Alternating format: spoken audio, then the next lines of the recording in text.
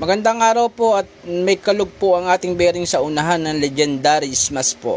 Ang gagamitin po natin tools ay 12mm at 14mm. Yan po at hugutin nyo po siya. Matatanggal na po yan at luwagan nyo po ang preno para mahugot nyo po yung gulong. Yan po ang ating papalitan na bearing. Dalawa po yan. Hindi po magkamukha yung bearing po ng Smash sa unahan po. Ang gagamitin po natin tools ng pantanggal ay puller. Yan po at ikutin nyo lang po yan na pakaliwa. Pwede rin nyo po kayong gumamit ng pantuka, bakal, basta sakto lang ho sa butas para matuka ho yung bearing. Yan po ang gagamitin nating bearing, hindi po magkamukha yan ha.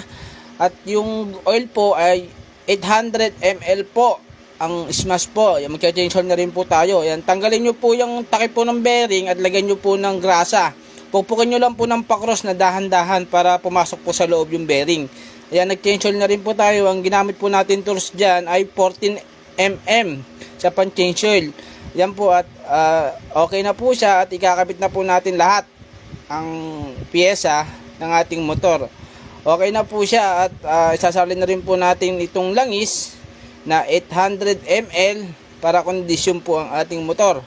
Nakatipid na naman po tayo sa gastos. Ayan po at okay na po ang ating Legendary. Kondisyon na po siya. Salamat po.